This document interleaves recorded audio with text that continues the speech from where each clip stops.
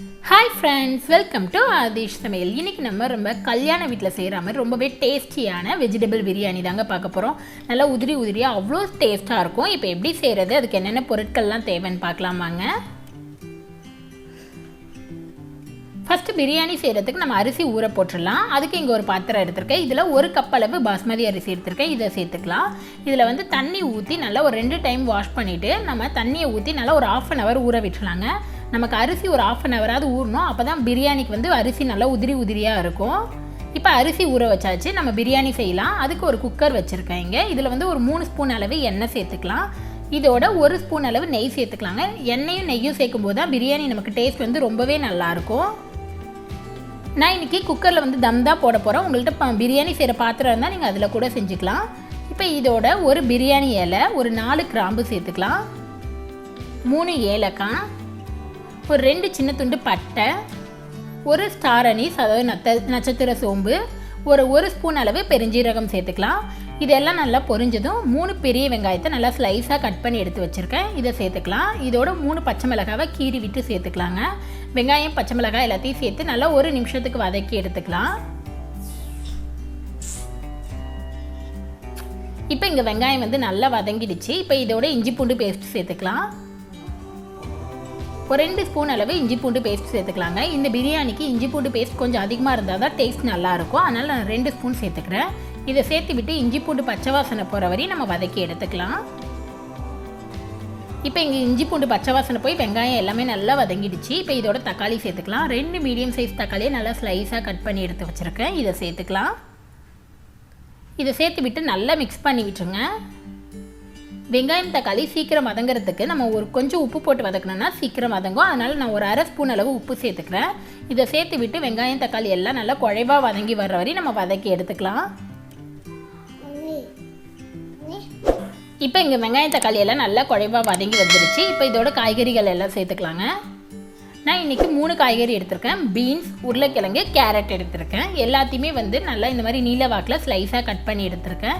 இதோட நீங்கள் பச்சை பட்டாணி, காலிஃப்ளவர், பன்னீர் எது வேணாலும் சேர்த்துக்கலாங்க. இப்போ இதை எல்லாத்தையும் சேர்த்து விட்டு நல்லா மிக்ஸ் பண்ணி விட்டுலாம். காய் வந்து ரொம்ப நேரம் வதங்க தேவையில்லை. நம்ம ஆல்ரெடி அரிசியோட வேக வைப்போம். அதனால் ஒரு 2 நிமிஷத்துக்கு வதக்கி எடுத்துட்டா போதும். இப்போ இங்கே காய் வதங்கிடுச்சு. இதோட மசாலா சேர்த்துக்கலாம். 1 ஸ்பூன் அளவு காஷ்மீரி மிளகாய் தூள் சேர்த்துக்கலாம். இது வந்து பிரியாணிக்கு நல்ல கலர் கொடுக்கும். இதோட நார்மல் மிளகாய் தூள் 1 ஸ்பூன் அளவு சேர்த்துக்கலாங்க. இது வீட்டில் அரைச்ச மிளகாய் தூள் தான். 1 ஸ்பூன் அளவு கொத்தமல்லி தூள். இது எல்லாத்தையும் சேர்த்து விட்டு நல்லா மிக்ஸ் பண்ணி விட்டுருங்க. இது மசாலா பச்சை வாசனை போய் நல்லா வதங்கி வரணும். அது வரையும் நம்ம வதக்கி எடுத்துக்கலாம். இப்போ இங்கே மசாலா பச்சை வாசனை நல்லா போயிடுச்சு. இப்போ இதோட தண்ணி சேர்த்துக்கலாம். நான் இங்கே 1 கப் அளவு பாஸ்மதி ரைஸ்க்கு 1/2 கப் அளவு தேங்காய் பால், நல்லா திக்கான தேங்காய் பால் எடுத்து வச்சுருக்கேன். இதை சேர்த்துக்கலாம். இதோட 1 கப் அளவு தண்ணி, நம்ம எந்த கப்பில் அரிசி எடுக்கிறோமோ அதில் 1/2 கப் அளவு சேர்த்துக்கோங்க. 1 கப் அளவு தண்ணி, 1/2 கப் அளவு தேங்காய் பால் சேர்த்துக்கலாம். அப்போ தான் இந்த பிரியாணிக்கு டேஸ்ட் நல்லாயிருக்கும். நீங்கள் ஃபுல்லாக தேங்காய் பால் சேர்த்திங்கன்னா திகட்டும், டேஸ்ட் வந்து டிஃப்ரெண்ட்டாக இருக்கும். 1 கப் அளவு தண்ணி, 1/2 கப் அளவு தேங்காய் பால் சேர்த்துக்கோங்க. இதுவே நீங்கள் அரிசி ஊற வைக்கலைன்னா 2 கப் அளவு தண்ணி எடுத்துக்கலாம். 1 கப் பால், 1 கப்பு தண்ணி சேர்த்துக்கலாம். இப்போ நமக்கு உப்பு காரம் எல்லாம் கரெக்டாக இருக்கான்னு பார்த்துக்கோங்க. இதோட நம்ம கல்யாண வீட்டு பிரியாணியில் சோயா, அதாவது மீல் மேக்கர்னு சொல்லுவோம் இல்லையா, இதை வந்து நல்லா கொதிக்கிற தண்ணியில் 5 நிமிஷம் போட்டு நல்லா ஊற வச்சு வேக வச்சு எடுத்துருக்கேன். இதை மட்டும் சேர்த்துக்கலாங்க. இது வந்து ரொம்பவே டேஸ்ட் கொடுக்கும். இப்போ இதை சேர்த்துக்கலாம். நான் 1 கப் அளவு சேர்த்துக்கிறேன். இதெல்லாம் சேர்த்து நல்லா தண்ணி கொதித்து வரட்டும். நம்ம அதுக்கப்புறம் அரிசி சேர்த்துக்கலாம்.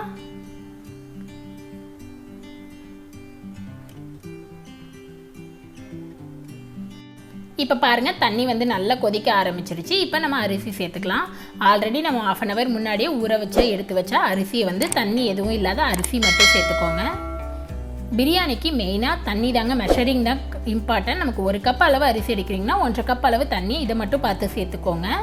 இப்போ இதோட ஒரு 1/2 எலுமிச்சப்பழ சாறை சேர்த்துக்கலாம்.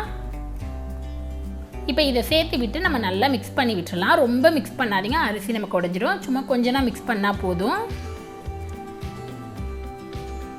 இப்போ இதோட நம்ம வந்து புதினா கொத்தமல்லி சேர்த்துக்கலாங்க. ஒரு 1/2 கை அளவு நல்லா பொடியாக நறுக்கின கொத்தமல்லி, ஒரு 1/2 கை அளவு புதினா சேர்த்துக்கலாங்க. நம்ம புதினா கொத்தமல்லியை வதக்கும் போது சேர்க்கக்கூடாது. டேஸ்ட் வந்து டிஃப்ரெண்ட்டாக மாறிடும். நமக்கு இந்த மாதிரியான பிரியாணியில் நம்ம இந்த மாதிரி அரிசி சேர்த்ததுக்கு அப்புறம் தான் சேர்க்கணும்.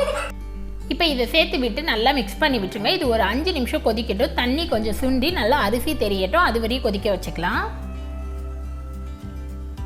இப்போ பாருங்கள் 5 நிமிஷம் ஆயிடுச்சு. தண்ணி கொஞ்சம் சுண்டிடுச்சு. நமக்கு ரைஸ் எல்லாம் நல்லா தெரிய ஆரம்பிச்சிருச்சு. இப்போ நம்ம தம் போட்டுடலாம். அதுக்கு இங்கே ஒரு தோசை தவா வச்சுருக்கேன். இதுக்கு மேலே நம்ம ரைஸ் குக்கரை வச்சுக்கலாங்க. இப்போ இதை ஒரு தட்டு போட்டு மூடிக்கலாம். நீங்கள் இதுவே குக்கர் விசில் வைக்கிறதா இருந்தால் குக்கர் விசிலில் போட்டுட்டு ஹை ஃப்ளேமில் ஒரு விசில் விட்டு ஸ்லோ ஃப்ளேமில் 5 நிமிஷம் வேக வச்சு எடுத்துக்கோங்க. இப்போ இதுக்கு மேலே ஒரு பாத்திரத்தில் தண்ணி வச்சு இதுக்கு மேலே வெயிட் வச்சிடலாங்க. அடுப்பை வந்து நல்லா ஸ்லோவில் வச்சுருங்க. ஸ்லோவில் வச்சுட்டு ஒரு 15லேருந்து 20 நிமிஷம் வரையும் நம்ம வேக வச்சுக்கலாம். ரைஸ் நல்லா வெந்து உதிரியாக நமக்கு அப்போ தான் கிடைக்கும். இப்போ ரைஸ் வெந்துட்டுருக்க கேப்பில் இதுக்கு தேவையான ப்ரெட்டு இதெல்லாம் நம்ம வறுத்து எடுத்துக்கலாங்க. அதுக்கு இங்கே ஒரு கடாயில் ஒரு 2லேருந்து 3 ஸ்பூன் அளவு நெய் சேர்த்துக்கிறேன். நீங்கள் இதை எண்ணெயில் கூட பொரிக்கலாம். நெய்யில் சேர்க்கும்போது இன்னும் டேஸ்ட் நல்லாயிருக்கும். நீங்கள் வந்து எண்ணெயில் பொரித்து கூட சேர்த்துக்கலாம். நமக்கு எண்ணெயில் ப்ரெட்டை சேர்க்கும்போது ரொம்ப எண்ணெய் அப்சர்வ் பண்ணிவிடும். அதனால் நான் வந்து நெய்யில் 2-3 ஸ்பூனில் வறுத்து எடுக்க போகிறேன். ஃபஸ்ட்டு ப்ரெட்டு வறுக்கிறதுக்கு முன்னாடி ஒரு 10லேருந்து 15 முந்திரி சேர்த்து இதை நல்லா வறுத்து எடுத்துக்கலாங்க. கோல்டன் ப்ரௌனாக வறுத்து எடுத்துக்கலாம். இப்போ முந்திரி நல்லா வறுபட்டுருச்சு. இதை வேறு ஒரு பவுலில் முந்திரியை மட்டும் ட்ரான்ஸ்ஃபர் பண்ணி மாற்றிக்கலாம். முந்திரி வந்து ஆப்ஷனல் தாங்க. நீங்கள் வேண்டாம்னா சேர்க்காமனு இருக்கலாம். ஆனால் ப்ரெட்டு வந்து கண்டிப்பாக சேர்த்தா தான் அந்த டேஸ்ட் வந்து நமக்கு ரொம்பவே நல்லா கிடைக்கும். இப்போ இதோட ஒரு 3 ப்ரெட்டை இந்த மாதிரி சைடெல்லாம் கட் பண்ணிவிட்டு சின்ன சின்ன பீஸாக கட் பண்ணியிருக்கேன். அதை அதே நெய்யில் சேர்த்துட்டு நல்லா கோல்டன் ப்ரௌனாக வர்ற வரையும் நம்ம வறுத்து எடுத்துக்கலாங்க. உங்ககிட்ட ப்ரெட் இல்லைன்னா நீங்கள் ரஸ்க் வச்சு கூட செய்யலாம். இப்போ ப்ரெட்டு வந்து நல்லா வறுபட்டுருச்சு. பாருங்கள் நல்லா செவந்து வந்துடுச்சு. இதை வேறு ஒரு பிளேட்டில் மாற்றிடலாம். நம்ம ஊற்றின எல்லா நெய்யுமே ப்ரெட்டு வந்து அப்சர்வ் பண்ணிடுச்சு. இப்போ இதை வேறு ஒரு பிளேட்டில் மாற்றி எடுத்துடலாம்.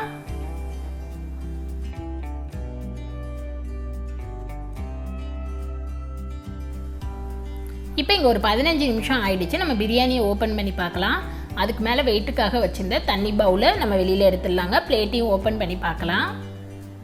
நம்ம பிரியாணி சூப்பராக வெந்திருக்கு. பார்த்தாலே நமக்கு தெரியும் பிரியாணி வெந்திருக்கா இல்லையான்னு. இதை வந்து லைட்டாக மிக்ஸ் பண்ணி பாருங்கள் அரிசி வெந்திருக்கா இல்லையான்னு. பிரியாணி வந்து நல்லா வெந்துருச்சு. நல்ல உதிரியாக இருக்குது பாருங்கள். இந்த ஸ்டேஜில் வந்து நம்ம அடுப்பை ஆஃப் பண்ணிடலாம். இதில் வந்து நம்ம ரெடி பண்ணி வறுத்து எடுத்து வச்சா ப்ரெட்டு அண்ட் முந்திரி இது ரெண்டையுமே சேர்த்து விட்டு நல்லா மிக்ஸ் பண்ணி விட்டுருங்க. ரொம்ப மிக்ஸ் பண்ணாதீங்க, அரிசி உடஞ்சிரும். ஜென்டிலாக மிக்ஸ் பண்ணி விட்டுருங்க. அவ்வளோதான், நம்மளோட பிரியாணி வந்து சூப்பராக ரெடி ஆகிடுச்சு. பாருங்கள், அரிசி நமக்கு ஒன்று கூட உடையில, நல்லா அவ்வளோ உதிரியாக வந்திருக்கு. பார்க்கவே ரொம்ப சூப்பராக கலர்ஃபுல்லாக இருக்குது. டேஸ்ட்டும் உண்மையிலே கல்யாண வீட்டு பிரியாணி மாதிரியே இருந்ததுங்க. கண்டிப்பாக நீங்களும் ட்ரை பண்ணி பாருங்கள். வீட்டில் உள்ள எல்லாருக்கும் ரொம்ப பிடிக்கும்.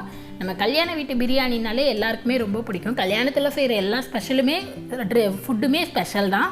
அதுவும் பிரியாணினா ரொம்ப ஸ்பெஷலாக இருக்கும். நீங்களும் ட்ரை பண்ணி பார்த்துட்டு எப்படி இருந்துச்சுன்னு மறக்காமல் கமெண்ட்டில் சொல்லுங்கள்.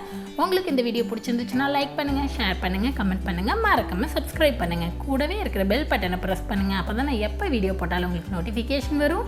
நெக்ஸ்ட்டு ஒரு நல்ல ரெசிபியில் உங்களை பார்க்குறது வரைக்கும் பாய்.